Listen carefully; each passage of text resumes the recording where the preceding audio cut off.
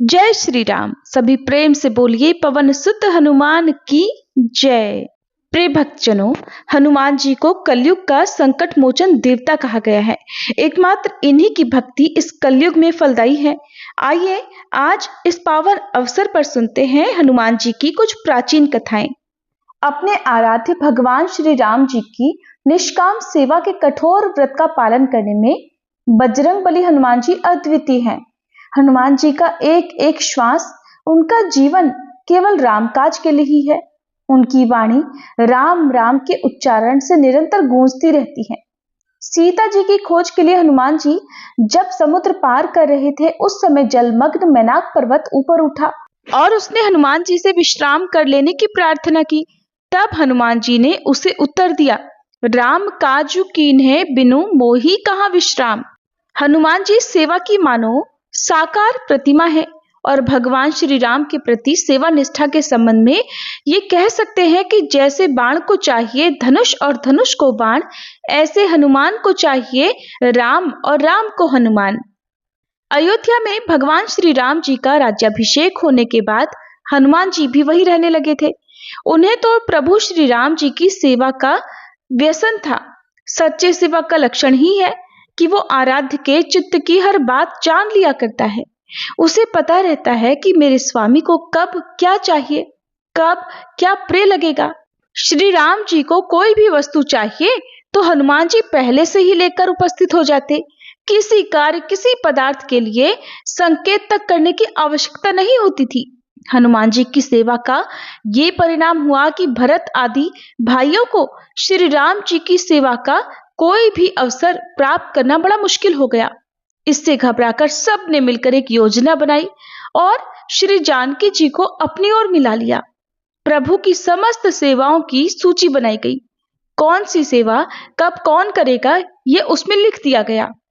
अब जब हनुमान जी प्रातःकाल सरयू स्नान करने गए, तब इसी अवसर का लाभ उठाकर तीनों भाइयों ने वह सूची जिसमें सभी को सेवा सौंपी गई थी, भगवान के सामने लाकर रख दी।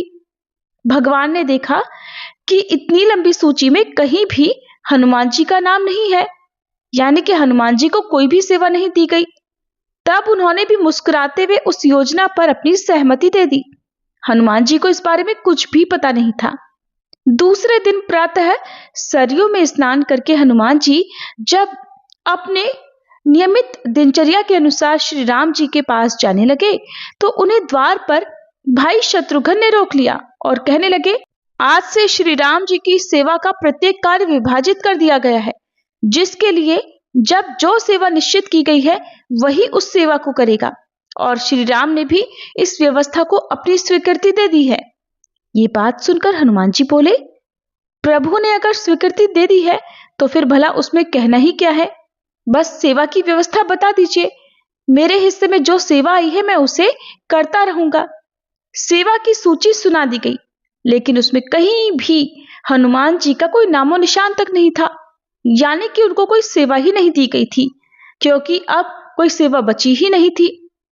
सूची सुनकर हनुमान जी ने कहा, इसका मतलब इस सूची में अब जो भी सेवा बच गई है वो मेरी रहेगी।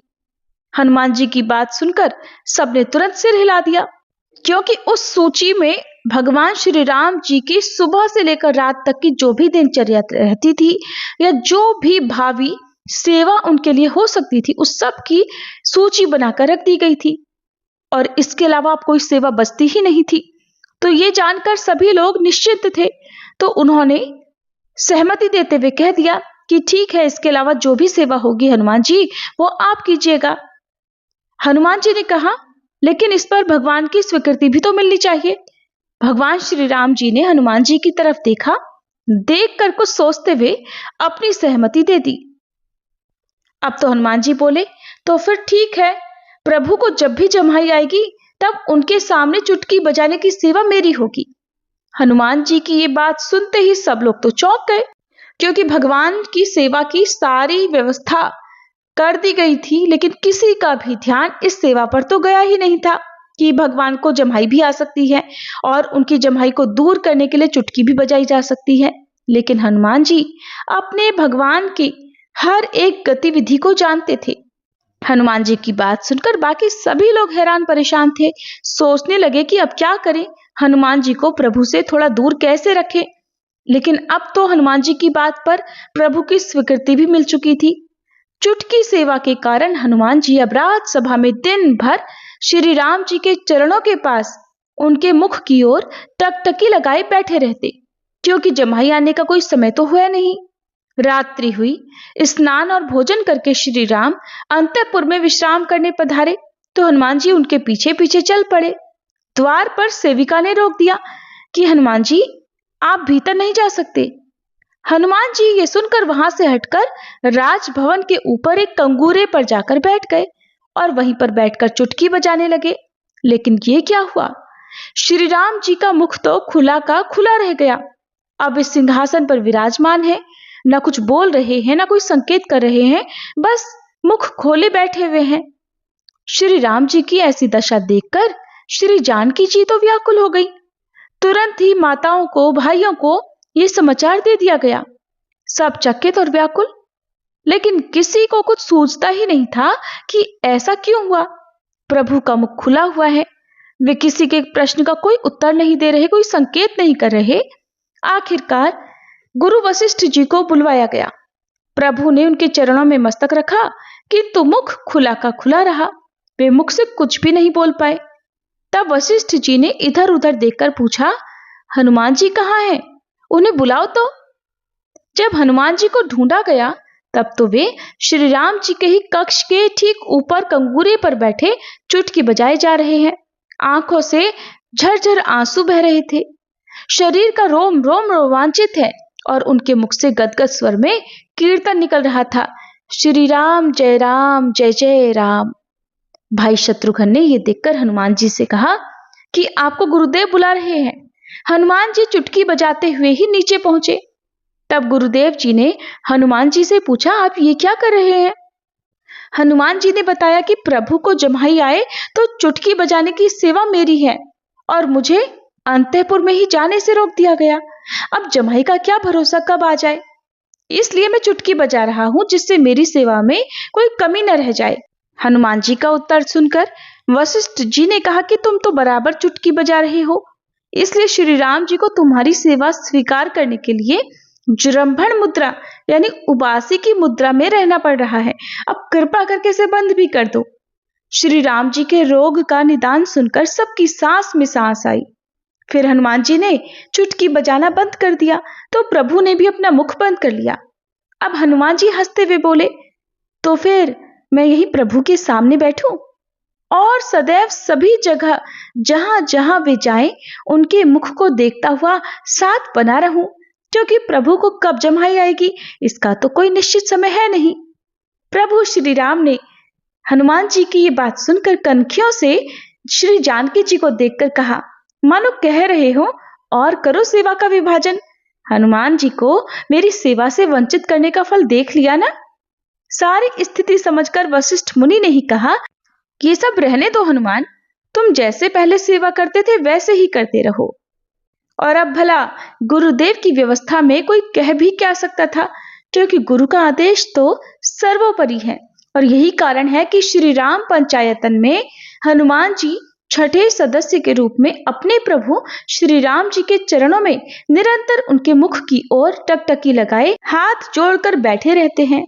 तो ये थी हनुमान जी की कथा। सभी प्रेम से बोलिए सियापति रामचंद्र जी की जय, बजरंग बली हनुमान जी की जय। एक बार एक ब्राह्मण दंपति थे। उन्हें संतान सुख प्राप्त नहीं था, इस कारण वे बहुत दुखी रहा करते। ब्राह्मण पुत्र प्राप्ति की कामना में हनुमान जी की पूजा करने के लिए एक बार वन को चले गए। वहां भक्ति भाव से वे हनुमान जी की पूजा करने लगे। घर पर उनकी पत्नी भी पुत्र प्राप्ति के लिए प्रत्येक मंगलवार का व्रत करती थी। व्रत के अंत में भोजन बनाकर हनुमान जी को भोग लगाने के बाद ही खुद भोजन करती थी। एक बार किसी कारण से ब्राह्मणी भोजन बनाकर हनुमान जी को भोग नहीं लगा पाई, तो उन्होंने अपने मन में प्रण किया कि अब अगले मंगलवार को हनुमान जी को भोग लगाने के बाद ही वह भोजन करेंगी। इस तरह 6 दिन भूखे रहने के कारण मंगलवार के दिन वह मूर्छित हो गई। हनुमान जी उन ब्राह्मणी की भक्ति लगन और निष्ठा देखकर प्रसन्न हो गए। उन्होंने प्रकट होकर दर्शन दिए और कहा, मैं तुमसे बहुत प्रसन्न हूँ। तुम्हें एक सुंदर बालक देता हूँ जो तुम्हारी बहुत सेवा करेगा। तब हनुमान जी ने ब्राह्मणी को बाल रूप में दर्शन दिए और अंतर्ध्यान हो गए। सुंदर बालक को पाकर ब्राह्मणी बहुत प्रसन्न हुई और उन्होंने बड़े प्रेम से बालक का नाम मंगल रखा। कुछ समय बाद जब ब्राह्मण वन से वापस आए तो बालक को देखकर पत्नी से पूछा, ये बालक कौन है? पत्नी बोली, मंगलवार के व्रत से प्रसन्न होकर हनुमान जी ने दर्शन देकर मुझे ये बालक दिया है। लेकिन ब्राह्मण देवता को पत्नी की बात पर विश्वास नहीं हुआ, तो उन्होंने सोचा कि उनकी पत्नी उनसे झूठ बोल रही है और अपना पाप छुपाना चाहती है। एक दिन ब्राह्मण कुएं पर पानी भरने जा रहे थे। ब्राह्मणी ने मंगल को भी साथ ले जाने को कहा। ब्राह्मण देवता मंगल को भी साथ ले गए। मंगल को नाजायज समझते हुए उन्होंने उसे धकेल कर कुएं में गिरा दिया और पानी लेकर घर आ गए। घर आने पर ब्राह्मणी ने पूछा, मंगल कहाँ है? ब्राह्मण देवता कुछ बोलते इससे पहले ही मंगल मुस्कुराता हुआ घर में आ गया। ये देखकर अब तो ब्राह्मण देवता आश्चर्य में पड़ गए। सोचने लगे कि इस बालक को तो मैंने कुएं में धकेल दिया था। फिर रात को सपने में ब्राह्मण देवता ने हनुमान जी को देखा और वे कह रहे थे कि ये बालक मैंने दिया है। तुम्हारा पत्नी पर शक करना उचित नहीं है, वो तो पतिव्रता स्त्री है। ब्राह्मण यह सच जानकर बड़े प्रसन्न हुए और शर्मिंदा भी हुए। इसके बाद तो ब्राह्मण दंपति ने हर मंगलवार को निष्ठा के साथ, भक्ति के साथ व्रत करा और आनंद पूर्वक वे अपना जीवन बिताने लगे। इस प्रकार जो भी व्यक्ति मंगलवार का व्रत करता है और मंगलवार के व्रत की कथा पढ़ता है या सुनता है और दूसरों को सुनाता है, तो हनुमान जी की कृपा से उन्हें सभी प्रकार के सुख प्राप्त होते हैं। प्रिय भक्तजनों, अब सुनिए मंगलवार के दिन सुनी जाने वाली हनुमान जी के व्रत की कथा। एक बार व्यास जी ने कहा कि एक बार नैमिषारण्य तीर्थ में 88,000 मुनि एकत्रित होकर पुराणों के ज्ञाता श्री सूत जी महाराज से पूछने लगे, हे महामुने, आपने हमें अनेक पुराणों की कथाएं सुनाई हैं। आप कृपा करके हमें ऐसा व्रत और कथा बताइए जिसके करने से संतान की प्राप्ति हो और मनुष्यों को रोग, शोक, अग्नि, सर्व दुख आदि का भय दूर हो, क्योंकि कलयुग में तो सभी जीवों की आयु बहुत कम है। फिर इस पर उन्हें रोग, चिंता, कष्ट लगे रहते हैं, तो ऐसे में वे अपना ध्यान श्री हरि के चरणों में भला कैसे लगा सकेंगे। तब श्री सूत जी बोले, हे मुनियों, आपने लोक कल्याण के लिए बहुत ही उत्तम बात पूछी है। एक बार धर्मराज युधिष्ठिर ने भगवान श्री कृष्ण से लोक कल्याण के लिए यही प्रश्न किया था। भगवान श्री कृष्ण और युधिष्ठिर के बीच जो वार्तालाप हुआ था, जो संवाद हुआ था, वो तुम्हारे सामने कहता हूँ, ध्यान देकर सुनो। एक समय पांडवों की सभा में श्री कृष्ण जी बैठे हुए थे। तब युधिष्ठिर महाराज ने भगवान श्री कृष्ण से प्रश्न किया, हे गोविंद, हे माधव, आपने मुझे अनेकों कथाएं सुनाई हैं। आज आप कृपा करके ऐसा व्रत या कथा सुनाइए जिसके करने से मनुष्य को रोग, चिंता का भय दूर हो और उसे पुत्र की प्राप्ति हो। हे प्रभु, बिना पुत्र के जीवन व्यर्थ है। पुत्र के बिना मनुष्य नरकगामी होता है। पुत्र के बिना मनुष्य पितृ ऋण से छुटकारा नहीं पा सकता और न ही उसका पुन्नग नामक नरक से उद्धार हो सकता है। इसलिए पुत्रदायक व्रत बतलाइए। तब भगवान श्री कृष्ण इस प्रकार बोले, हे राजन, मैं एक प्राचीन इतिहास सुनाता हूँ, आप उसे ध्यानपूर्वक सुनो। कुंडलपुर नामक एक नगर था, उसमें नंदा नामक एक ब्राह्मण रहा करता था।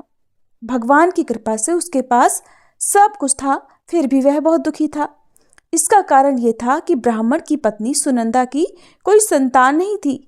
सुनंदा पतिव्रता थी, भक्तिपूर्वक श्री हनुमान जी की आराधना किया करती थी। मंगलवार के दिन व्रत करके अंत में भोजन बनाकर हनुमान जी को भोग लगाने के बाद स्वयं भोजन करती थी। एक बार मंगलवार के दिन वह ब्राह्मणी घर के काम की अधिकता के कारण हनुमान जी को भोग न लगा सकी, तो उसे इस बात पर बहुत दुख हुआ। उसने कुछ भी नहीं खाया और मन में प्रतिज्ञा की कि अब तो अगले मंगलवार को ही हनुमान जी को भोग लगाकर मैं अन्न जल ग्रहण करूंगी। ब्राह्मणी सुनंदा प्रतिदिन भोजन बनाती, श्रद्धापूर्वक पति को खिलाती, किंतु खुद भोजन नहीं करती और मन ही मन श्री हनुमान जी की आराधना किया करती थी। इसी प्रकार 6 दिन गुजर गए। और ब्राह्मणी सुनंदा अपने निश्चय के अनुसार भूखी प्यासी निराहार रही। अगले मंगलवार को ब्राह्मणी सुनंदा प्रातःकाल ही मूर्छित होकर गिर पड़ी। ब्राह्मणी सुनंदा की इस असीम भक्ति के प्रभाव से बजरंगबली हनुमान जी बहुत प्रसन्न हुए और प्रकट होकर बोले, सुनंदा, मैं तेरी भक्ति से बहुत प्रसन्न हूं, तू उठ और कोई वर मांग। सुनंदा अपने आराध्य देव श्री हनुमान जी को देखकर आनंद की अधिकता से विह्वल होकर श्री हनुमान जी के चरणों में गिरकर बोली, हे प्रभु, मेरी कोई संतान नहीं है, कृपा करके मुझे संतान प्राप्ति का आशीर्वाद दे दीजिए तो आपकी अति कृपा होगी। तब बजरंगबली जी बोले, तेरी इच्छा अवश्य पूर्ण होगी, तुझे एक कन्या पैदा होगी, उसके अष्टांग प्रतिदिन सोना दिया करेंगे। ऐसा कहकर बजरंगबली हनुमान जी अंतर्ध्यान हो गए। अब तो सुनंदा बहुत प्रसन्न हुई और सभी समाचार अपने पति से कह सुनाया। ब्राह्मण देव कन्या का वरदान सुनकर कुछ दुखी हुए, किंतु सोना मिलने की बात सुनी तो बहुत प्रसन्न हो गए। सोचा कि ऐसी कन्या के साथ तो मेरी निर्धनता भी दूर हो जाएगी। अब बजरंगबली जी की कृपा से वह ब्राह्मणी जल्दी ही गर्भवती हुई और 10वें महीने में उसे बहुत ही सुंदर पुत्री प्राप्त हुई। वह पुत्री अपने पिता के घर में ठीक उसी तरह से बढ़ने लगी जिस प्रकार शुक्ल पक्ष का चंद्रमा बढ़ता है। 10वें दिन ब्राह्मण ने उस बालिका का नामकरण संस्कार कराया। उसके कुल पुरोहित ने उस बालिका का नाम रत्नावली रखा, क्योंकि यह कन्या सोना प्रदान किया करती थी। इस कन्या ने पूर्व जन्म में बड़े ही विधान से मंगलदेव का व्रत किया था। रत्नावली का अष्टांग बहुत सा सोना देता था। उस सोने से नंदा ब्राह्मण बहुत जल्दी धनवान हो गया। अब उनके पास बहुत सारा धन था, जिस कारण वह ब्राह्मणी भी अभिमान करने लगी। समय बीतता रहा। अब रत्नावली 10 वर्ष की हो चुकी थी। एक दिन जब नंदा ब्राह्मण बहुत प्रसन्न था, तब सुनंदा ने अपने पति से कहा कि मेरी पुत्री रत्नावली विवाह के योग्य हो गई है, अतः आप कोई सुंदर और योग्य वर देखकर इसका विवाह करा दीजिए। ये सुनकर ब्राह्मण बोला, अभी तो रत्नावली बहुत छोटी है। तब ब्राह्मणी बोली, शास्त्रों की आज्ञा है कि कन्या 8 वर्ष में गौरी, 9 वर्ष में राहिणी, 10वें वर्ष में कन्या, इसके बाद रजस्वला हो जाती है। गौरी के दान से पाताल लोक की प्राप्ति होती है, राहिणी के दान से वैकुंठ लोक की प्राप्ति होती है, कन्या के दान से इंद्रलोक में सुखों की प्राप्ति होती है। अगर हे पतिदेव रजस्वला का दान किया जाता है तो घोर नरक की प्राप्ति होती है। इस पर वह ब्राह्मण बोला कि अभी तो रत्नावली मात्र 10 ही वर्ष की है और मैंने तो 16-16 साल की कन्याओं के विवाह कराए हैं, अभी जल्दी क्या है। तब ब्राह्मणी सुनंदा कहने लगी, लगता है आपको बहुत अधिक लोभ हो गया है। शास्त्रों में कहा गया है कि माता पिता और बड़ा भाई रजस्वला कन्या को देखते हैं तो वह अवश्य ही नरकगामी होते हैं। तब ब्राह्मण बोला, अच्छी बात है, कल मैं अवश्य ही योग्य वर की तलाश में अपना दूत भेजूंगा। दूसरे दिन ब्राह्मण ने अपने दूत को बुलाया और आज्ञा दी कि जैसी सुंदर मेरी कन्या है वैसा ही सुंदर वर उसके लिए तलाश करो। अब वह दूत अपने स्वामी की आज्ञा पाकर निकल पड़ा। पंपई नगर में उसने एक सुंदर लड़के को देखा। ये बालक एक ब्राह्मण परिवार का बहुत गुणवान पुत्र था। इसका नाम था सोमेश्वर। दूत ने इस सुंदर और गुणवान ब्राह्मण पुत्र के बारे में अपने स्वामी को पूरा परिचय दिया। ब्राह्मण नंदा को भी सोमेश्वर अच्छा लगा और फिर शुभ मुहूर्त में विधि पूर्वक कन्यादान करके ब्राह्मण ब्राह्मणी संतुष्ट हुए। परंतु ब्राह्मण के मन में तो लोभ समाया हुआ था। उसने कन्यादान तो कर दिया था, लेकिन वह बहुत ज्यादा बेचैन था। उसने सोचा कि रत्नावली तो अब चली जाएगी और मुझे इससे जो सोना मिलता था वो अब नहीं मिलेगा। मेरे पास जो धन था कुछ तो इसके विवाह में खर्च हो गया और जो बचा हुआ है वो भी कुछ दिनों के बाद समाप्त हो जाएगा। मैंने तो इसका विवाह करके बहुत बड़ी भूल कर दी है। अब कोई ऐसा उपाय हो कि रत्नावली मेरे घर में ही बनी रहे, अपनी ससुराल ना जाए। लोभ रूपी राक्षस ब्राह्मण के मस्तिष्क पर छाता जा रहा था। रात भर वह अपने बिस्तर पर बेचैनी से करवटें बदलते बदलते बेचैन रहा और उसने एक बहुत ही क्रूर निर्णय लिया। उसने विचार किया कि जब रत्नावली को लेकर उसका पति सोमेश्वर अपने घर जाएगा तो वह रास्ते में छुपकर सोमेश्वर का वध कर डालेगा और अपनी लड़की को अपने घर ले आएगा, जिससे नियमित रूप से उसे सोना भी मिलता रहेगा और समाज का कोई भी मनुष्य उसे दोष भी नहीं दे सकेगा। प्रातः हुई तो नंदा और सुनंदा ने अपने जमाई तथा लड़की को बहुत सारा धन देकर विदा किया।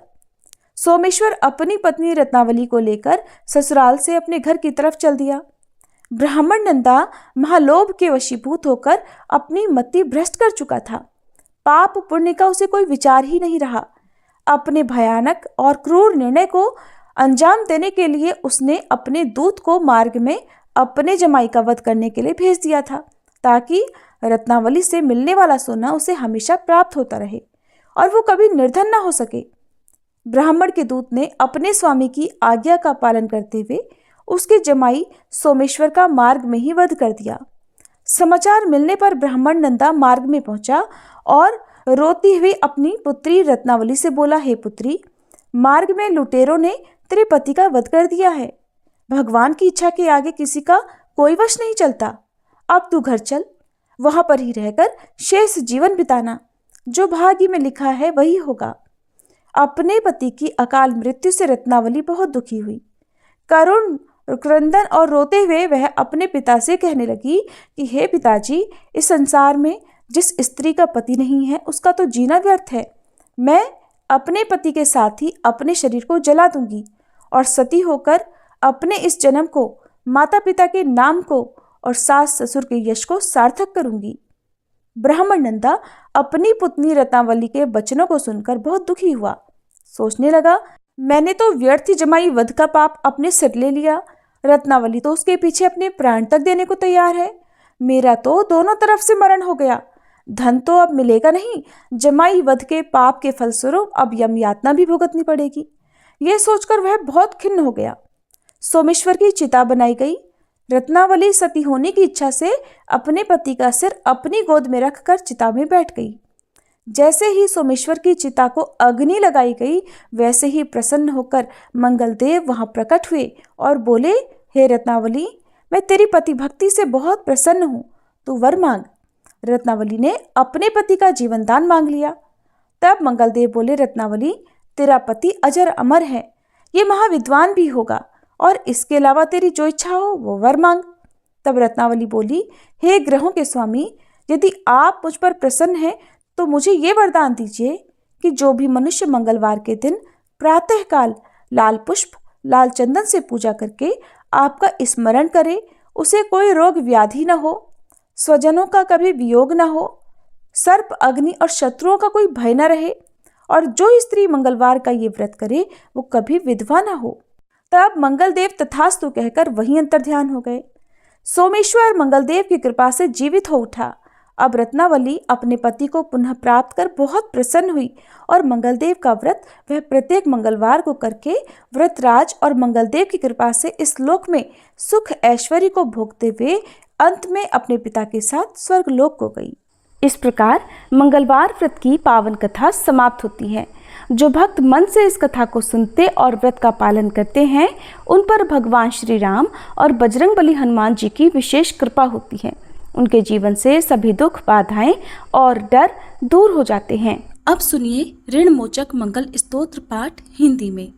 हे मंगलदेव, शास्त्रों में आपके जो नाम बताए गए हैं उनमें पहला नाम मंगल, दूसरा भूमिपुत्र जिनका जन्म पृथ्वी से हुआ, तीसरा ऋणहर्ता यानी कर्ज से मुक्ति दिलाने वाला, चौथा धनप्रद यानी धन को देने वाले, पांचवा स्थिरासन यानी जो अपने आसन पर अडिग रहते हैं, छठा महाकाय यानी जो बहुत बड़े शरीर वाले हैं, सातवां नाम सर्व कमावरोधक यानी कार्य में आने वाली सभी बाधाओं को दूर करने वाला है।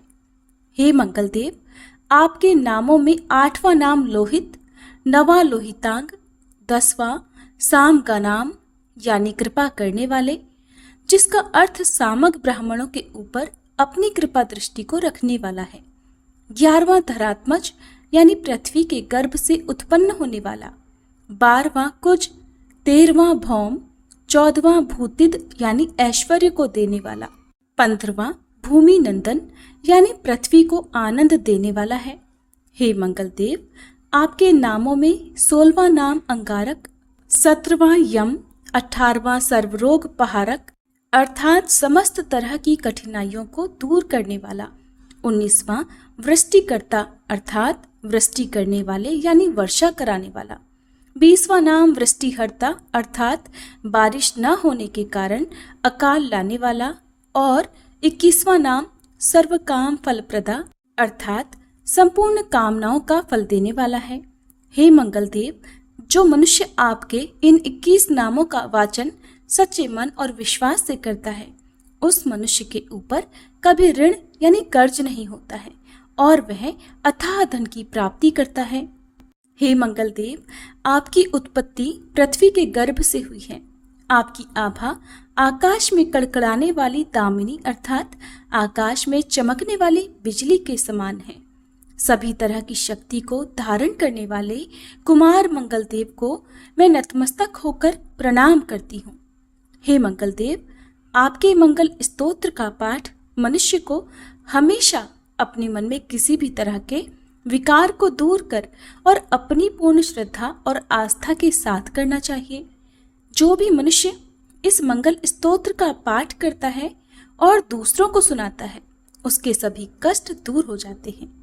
हे अंगारक अर्थात अग्नि की ज्वाला से जलने वाले, महाभाग अर्थात पूजनीय, ऐश्वर्यशाली, भक्तों के प्रति वात्सल्य यानी प्रेम रखने वाले, आपको हम नतमस्तक होकर प्रणाम करते हैं। आप हमारे ऊपर किसी दूसरे से लिया हुआ उधार को पूर्ण करवा कर्ज को हमेशा के लिए दूर कर दीजिए। हे मंगलदेव, मेरे ऊपर किसी दूसरे का कोई बकाया हो तो उसे समाप्त कर दीजिए। किसी भी तरह की व्याधि हो तो उसे भी दूर कीजिए। हे मंगलदेव, मेरी गरीबी को दूर कर अकाल मृत्यु के भय को दूर कीजिए। मुझे किसी भी तरह का डर, क्लेश और मन में दुख हो तो उसे भी हमेशा के लिए दूर कर दीजिए। हे मंगलदेव, आपको संतुष्ट करना बहुत ही कठिन है। आप तो मुश्किल से प्रसन्न होने वाले भगवान मंगलदेव हैं। आप जब किसी पर भी अपनी कृपा की बारिश करते हैं तो उसे समस्त प्रकार के सुख समृद्धि प्रदान कर देते हैं। जब आप किसी पर नाराज होते हैं तो उसकी सार्वभौम सत्ता को भी तहस नहस कर डालते हैं। हे महाराज, आप जब भी किसी से नाराज होते हैं तो अपनी अनुकृपा दृष्टि से उसे हीन कर देते हैं। आप अप्रसन्न होने पर ब्रह्मा जी, इंद्रदेव और श्री विष्णु जी के भी साम्राज्य संपत्ति को नष्ट कर सकते हैं। फिर मेरे जैसे साधारण मनुष्य की तो बात ही क्या है। प्रभु, आप सबसे शक्तिशाली और सबसे बड़े राजा हैं। हे भगवान, मैं आपसे प्रार्थना करती हूँ कि आप मुझे संतान के रूप में पुत्र प्रदान करें। मैं आपके द्वार पर आई हूँ। आप मेरी मनोकामना को पूर्ण करें। मेरे ऊपर किसी भी तरह से किसी दूसरे से उधार लिया हुआ धन न रहे।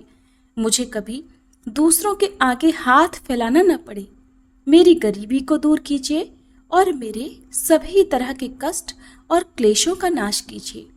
जो मेरे शत्रु बन चुके हैं, उनके डर से मुझे आप मुक्त कराइए। जो भी मनुष्य इन 12 श्लोकों वाले ऋणमोचक मंगल स्तोत्र से मंगलदेव की वंदना करता है, उस मनुष्य पर मंगल भगवान प्रसन्न होकर उसे धन धान्य प्रदान करते हैं। वह मनुष्य कुबेर भगवान की तरह धन संपत्ति का स्वामी बन जाता है। वह मनुष्य हमेशा युवा रहता है।